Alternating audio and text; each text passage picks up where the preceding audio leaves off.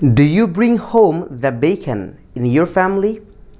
Do you bring home the bacon in your family?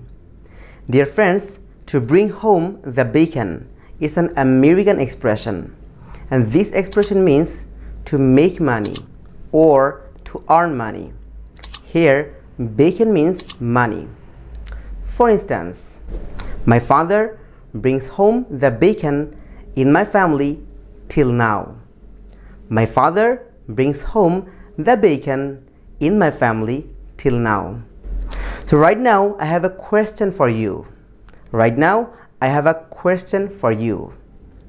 Do you bring home the bacon in your family? Do you bring home the bacon in your family? Or your father brings home the bacon? Or your mother brings home the bacon? I do not bring home the bacon till now. That's all for today.